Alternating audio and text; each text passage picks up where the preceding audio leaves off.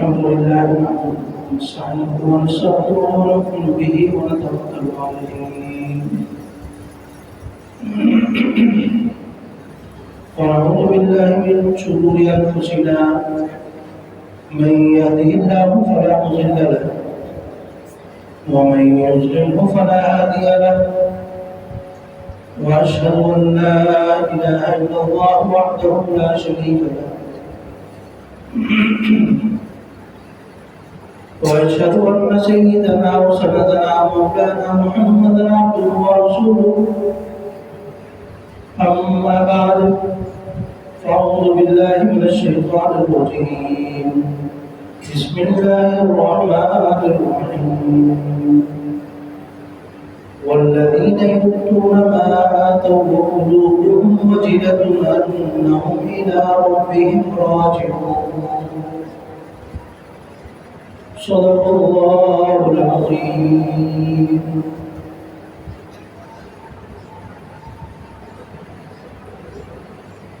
واجب الاحترام قابل صد احترام دوست و ساتھی بزرگوں،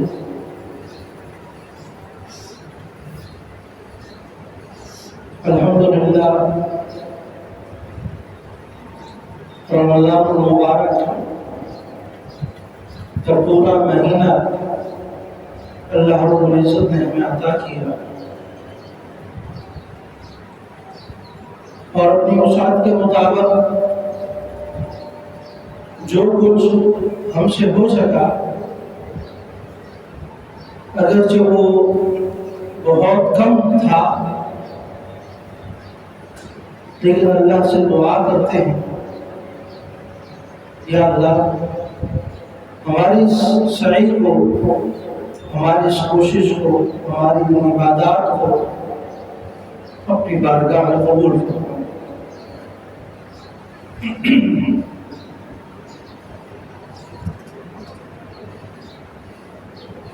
یہ اللہ رب العزت کی طرف سے بہت بڑی توفیق ہے جو مجھے اور آپ کو میسر ہوئی، ورنہ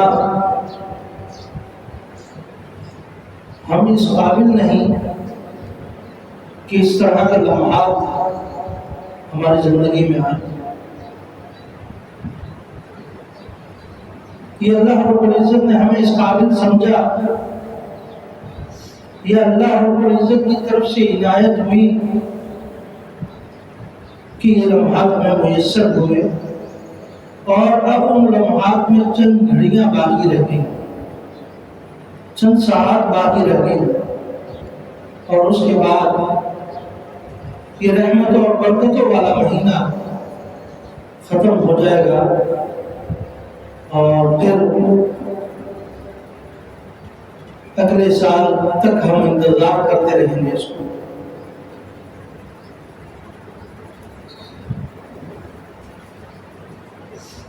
آج اس جمعے کی نماز میں ہم حاضر ہوئے،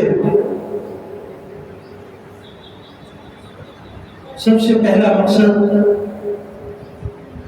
نماز پڑھنا تو ہے ہی ہے، لیکن اس کے ساتھ یہ ہونا چاہیے کہ رمضان المبارک کے اندر بڑی عبادات کے اندر آخری عبادت آج ہی کے دن ہو رہی ہے۔ یہی وہ لمحہ ہے جس کے اندر ہم ایک بڑی عبادت کے لیے جمع ہوئے۔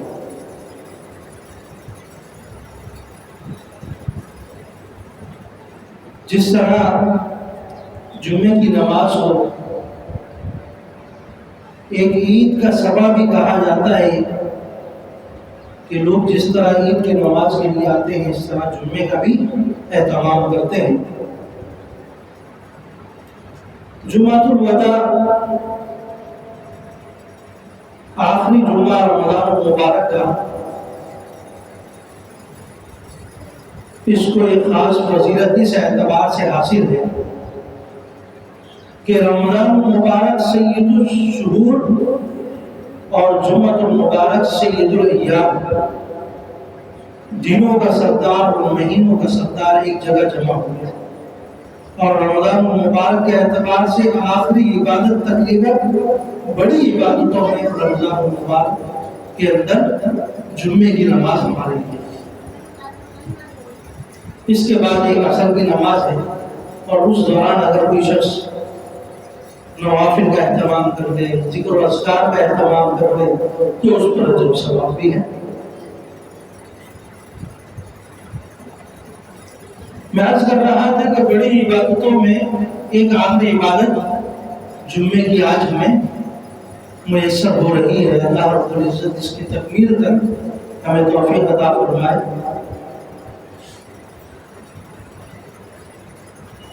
یہ وہ آخری لمحہ ہے جس میں ہم اللہ رب العزت سے اپنی مغفرت کروا سکتے ہیں۔ ہم میں سے بیٹھے ہوئے کئی شخص شاید ان کو ندامت ہو کہ رمضان المبارک جیسا مہینہ آیا، اس میں میں اپنی مغفرت نہیں کروا سکا، یا میں وہ عبادات نہیں کر سکا جو مجھے کرنی چاہیے تھی، یا اس طریقے سے رمضان المبارک میں نہیں گزار پایا جیسے میرے اللہ نے مجھ سے چاہا تھا۔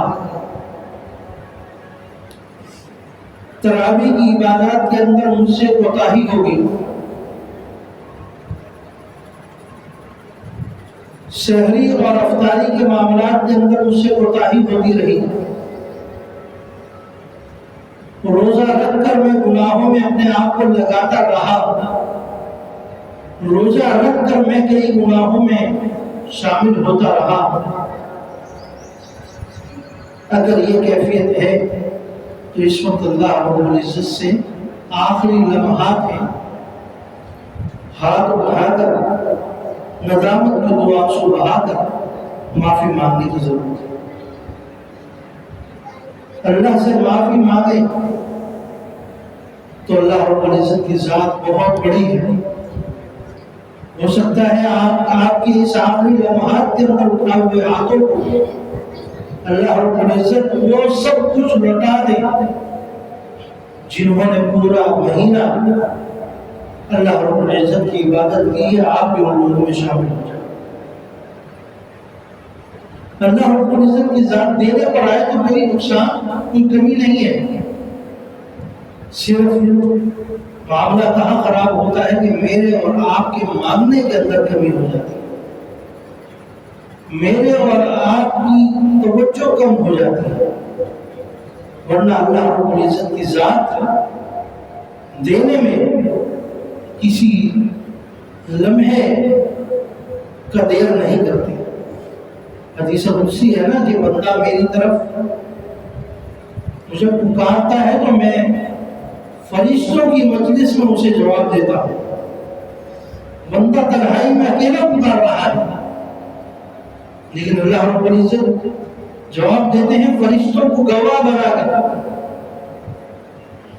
بندہ میری طرف ایک قدم اٹھاتا ہے، میں اس کی طرف 2 قدم اٹھاتا ہوں۔ بندہ میری طرف چل کر آتا ہے، میں اس کی طرف بھاگ کر جاتا ہوں۔ یہ حدیث قدسی کے الفاظ ہیں کہ بندہ میری طرف دوڑتا ہوا آ جاتا ہے، میں اس کی طرف لپک کر جاتا ہوں۔ صرف مانگنے میں تاخیر ہے، ورنہ اللہ رب العزت کی ذات اپنے خزانے کھولے بیٹھی۔ آج آخری لمحہ ہے، اس میں اپنے آپ کو اللہ کے حضور پیش کریں۔ جمعے کی نماز ہو، اپنے نوافل اور ذکر و اذکار کے بعد کچھ دیر کے لیے اللہ سے دعا کر کے اٹھیں، کچھ دیر کے لیے اللہ سے مانگ کر اٹھیں۔ یا اللہ، آج رمضان المبارک کی آخری عبادت میں کر رہا ہوں، اس عبادت کو بھی قبول کر لے اور پہلے جو گناہ ہو گئے ان کو بھی معاف کر دے۔ اس کے ساتھ ساتھ رمضان المبارک میں اللہ رب العزت نے ایک رات لیلۃ الجائزہ رکھی۔ رمضان کے ختم ہونے کے فوراً بعد یہ رات ہوتی ہے، جس طرح آج رات ہے، یہ لیلۃ الجائزہ کہلاتی ہے۔ لیلۃ الجائزہ انعام والی رات، انعام والی رات، اس کا نام رکھا گیا ہے انعام والی رات، کہ اللہ کے نیک لوگوں میں اللہ رب العزت کی طرف سے انعامات کی بھرمار ہوگی۔ اور افسوس کے ساتھ ہم اسی رات کو بہت ہی زیادہ گناہوں اور کچھ نہیں تو لغویات میں گزار دیتے ہیں اور کچھ پتہ ہی نہیں چلتا۔ یا تو بازاروں میں گھومنا پھرنا کر لیتے ہیں، یا گھر کے اندر ہی ایک ایسا ماحول بن جاتا ہے کہ عبادات کی طرف رجحان نہیں ہوتا ہے۔ تو کوشش کریں کہ کم سے کم عشاء کی نماز جماعت کے ساتھ پڑھیں گے، اور اسی طریقے سے فجر کی نماز جماعت کے ساتھ ایک یہ کام کر لیں۔ اور کسی کو اگر رات کی کسی پہر میں آنکھ کھل جائے تو 2 رکعت اٹھ کر اللہ سے تہجد کی نماز پڑھ لیں، اور اس وقت 2 آنسو بہا کر دعا مانگ لینا، یا رات کو سونے سے پہلے کچھ لمحے اللہ کی عبادت کر کے سو جائیں۔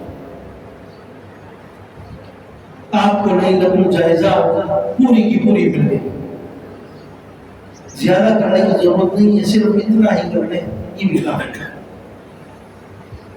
کسی عذر کی بنا پر بازاروں میں جانا بھی ہوا تو بالکل جائیں، ضرورت ہے، لیکن اس ضرورت کو پورا کر جلد سے جلد واپس۔ ہمارے نوجوان اکثر یہ غلطی کرتے ہیں کہ رمضان المبارک کے آخری لمحات میں لیلۃ الجائزہ میں پوری رات بازاروں میں گھومتے ہیں۔ وہ کیا کرتے ہیں آپ حضرات جانتے ہیں، بتانے کی ضرورت نہیں۔ تو پورا رمضان المبارک میں جو عبادتیں کی ہیں سب ختم۔ انما الاعمال بالخواتیم، آپ علیہ السلام کی حدیث ہے، اعمال کا دار و مدار کس پر ہوتا ہے؟ خاتمے پر۔ ہم افسوس کے ساتھ پورا مہینہ کسی حد تک کوشش کرتے ہیں اور آخری لمحات کے اندر وہ تمام کام کر لیتے ہیں جس سے اللہ رب العزت کی ناراضگی ہماری طرف آ جائے۔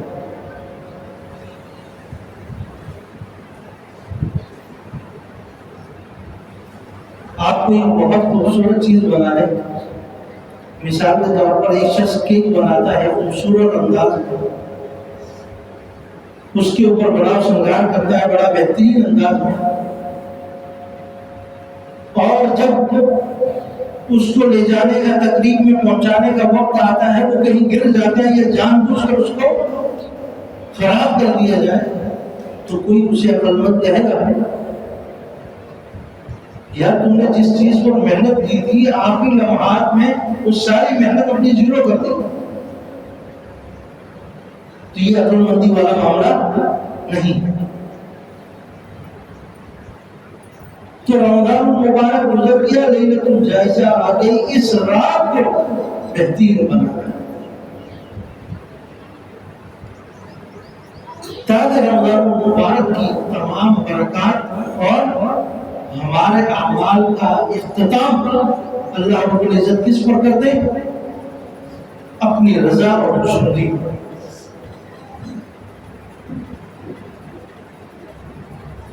میں نے کہا بازاروں میں جانا برا نہیں، بالکل جائیں، ضرورت ہے۔ 100 معاملات ہوتے ہیں، 100 کام ہوتے ہیں، لیکن بازار سے بہت جلد لوٹنا یہ آپ کی ذمہ داری، آپ کا کام ہو گیا، آپ واپس آئیں۔ وقت ضائع نہ کریں، جلدی سونے کا اہتمام کریں تاکہ صبح فجر میں آپ اٹھ سکیں۔ ایسا نہ ہو رات 3 بجے آپ سو رہے، 4 بجے آپ سو رہے ہیں تو صبح فجر میں کیسے اٹھیں؟ بعض مائیں اپنے بچوں کو عید کی نماز کے لیے زبردستی اٹھا رہی ہوتی ہے، اٹھ جاؤ عید تو پڑھ جاؤ، بہت بڑی معلومی کی بات ہے کہ ماں کو فکر ہے، اس سونے والے کو فکر نہیں ہے کہ مجھے عید کی نماز یا فجر کی نماز پڑھنی۔ پورا مہینہ میں فجر کی نماز کا اہتمام کرتا رہا ہوں اور جس وقت انعام والی رات تھی اس وقت میں نے چھوڑ دیا۔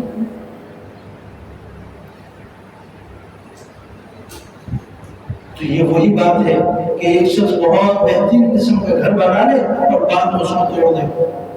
جیسے راشٹری روڈ میں آپ آزاد نے کچھ سال پہلے اپنے گھر بنائے تھے تو حکومت پاکستان نے آ کر توڑ دیا. تو کتنا نقصان ہوا تھا. لیکن اب آپ نے دوبارہ بنا لیا. اب اگر کوئی اور دوبارہ آ جاتا ہے تو آپ کو افسوس ہوگا نہیں ہوگا کہ آج جس پر ہم نے اپنی جمع پونجی لگائی تھی یہ حکومت بار بار آ کر اسے توڑ رہی ہے, ختم کر رہی ہے. آخر کیوں؟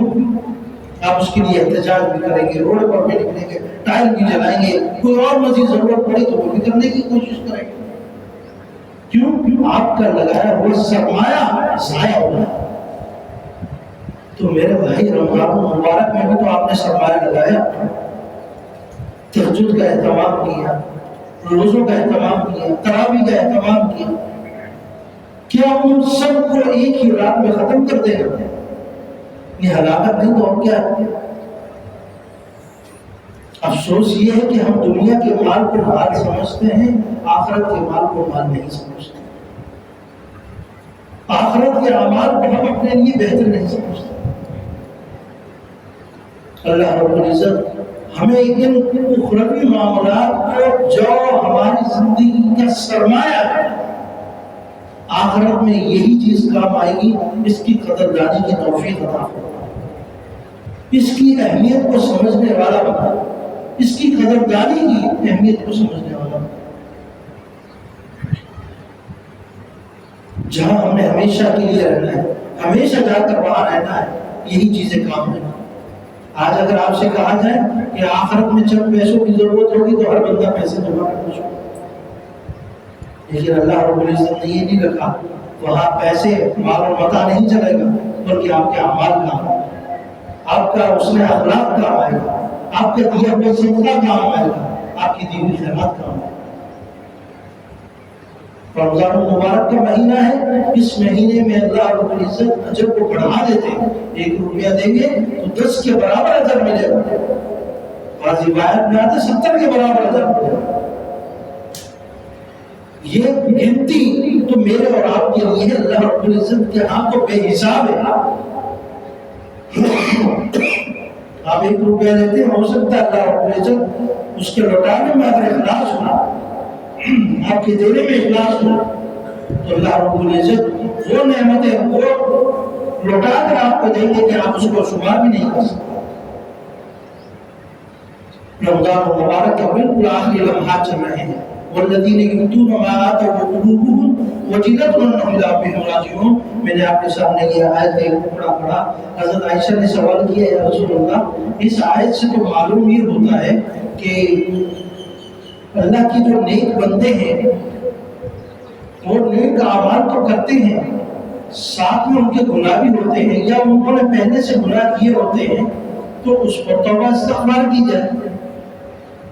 آپ علیہ السلام نے فرمایا نہیں, پہلے گناہ کیے یا ساتھ میں گناہ ہوگے یہ مراد نہیں ہے, بلکہ کیا مراد ہے کہ بندہ جب نیک اعمال کرتا ہے تو استغفار کو لازم پکڑ لے, استغفار کا اہتمام کرے. استغفار کا اہتمام کیسے؟ کیونکہ آپ نے دیکھا آپ علیہ السلام کا عمل تھا کہ آپ سلام پھیرتے, السلام علیکم ورحمۃ اللہ, تو 3 مرتبہ استغفار کرتے, استغفر اللہ, استغفر اللہ, اللہ اکبر, کہ میں نے نیک عمل تو کر لیا, یا اللہ اس کے اندر کوئی کمی کوتاہی ہو گئی ہے, اس کو معاف کر دے, اس پر استغفار کیا. تو رمضان المبارک کا ہم نے پورا مہینہ تو گزار لیا, اب استغفار کا وقت ہے اللہ رب العزت سے مانگنے کا. استغفار جتنا زیادہ کرے اتنا زیادہ ہی آپ کے اعمال بہترین ہوں. آپ علیہ السلام اس کا اہتمام فرمائیں.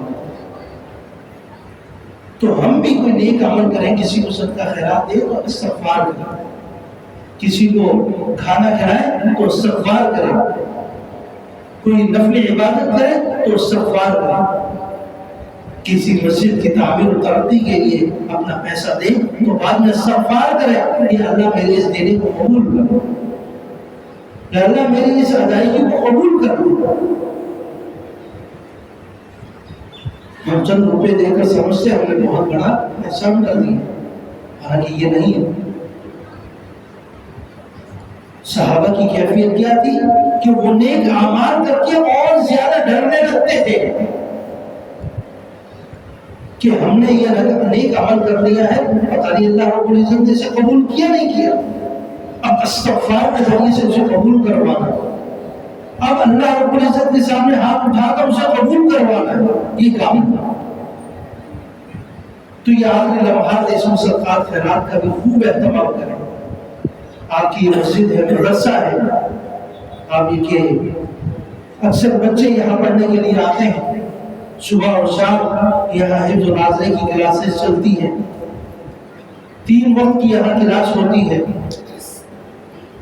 بہترین قاری صاحب کا انتظام کیا جاتا ہے اور ایک بہترین ماحول دیا جاتا ہے بچوں کی اخلاقی اعتبار سے، بچوں کی دینی اعتبار سے، نماز، روزہ، قیام اللیل، یہاں تک کہ وتر اور تہجد کی نمازوں کے طریقے سکھائے جاتے ہیں کہ بچوں نے نمازیں کیسے پڑھنی ہیں، جماعت کے ساتھ کھڑے ہو تو نماز کیسے ہوگی، گھر کے اندر اگر کوئی جماعت کروا رہا ہے تو اس طریقے میں کیسے پڑھائی جائے گی، کلمے یاد کروائے جاتے ہیں۔ اس طرح کی تعلیم، ابتدائی تعلیمات دی جاتی ہیں اور ہمارا ارادہ ہے کہ اس چیز کو بہت آگے بڑھائے تاکہ آپ کے بچے یہاں سے بڑی بڑی تعلیم یہاں سے حاصل کر سکیں۔